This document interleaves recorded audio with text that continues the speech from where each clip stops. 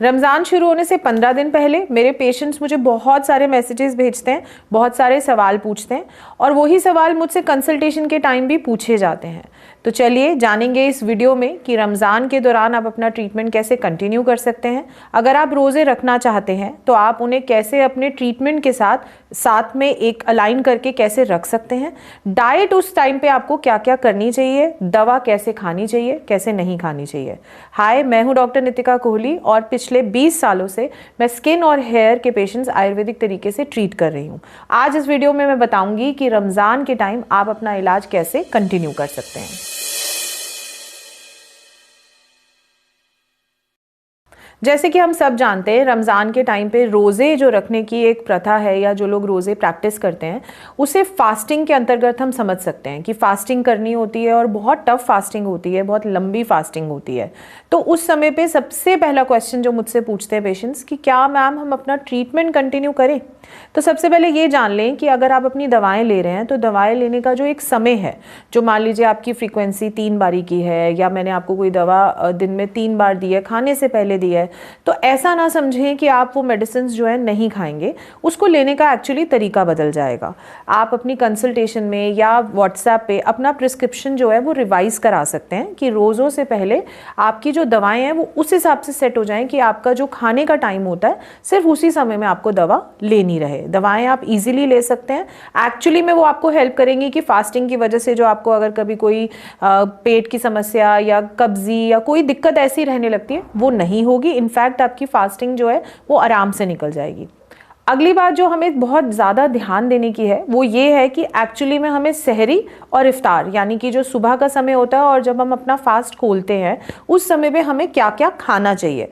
इसके लिए तो ढेरों सवाल मुझसे आप लोग पूछते हो, तो आज मैं आपको क्लियर करूँगी कि एक्चुअली में आपको कैसे अपनी सहरी को प्लान करना चाहिए और कैसे आपको अपना फास्ट खोलना चाहिए, इफ्तार के समय आपको क्या खाना चाहिए।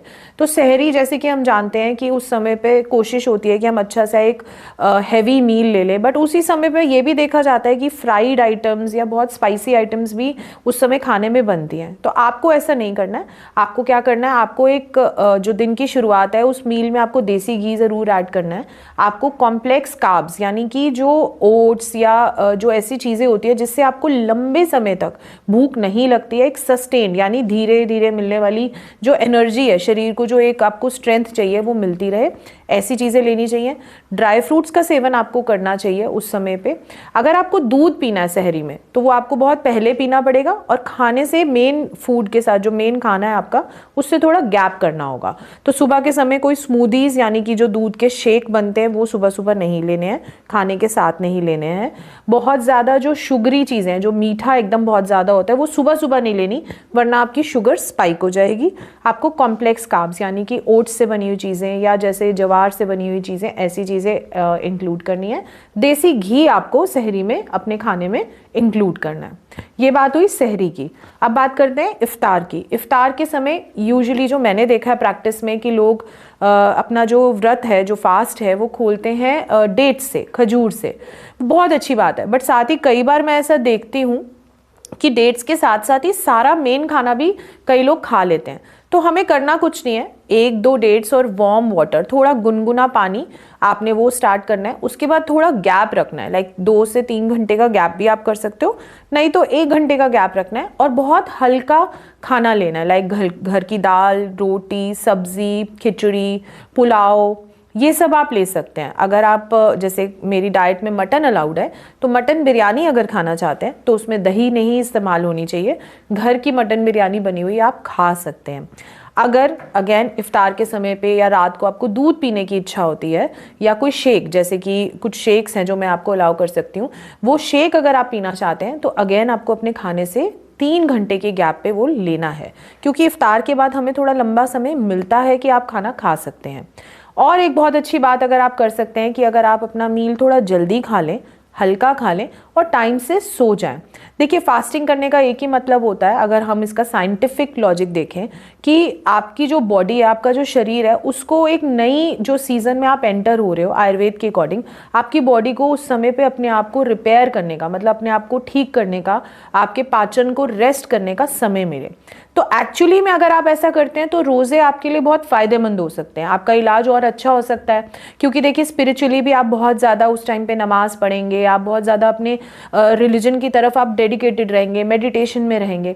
तो उस समय पे आपकी बॉडी जो है अगर स्ट्रेस भी रहे तो उसमें थोड़ा रिलैक्स रहती है।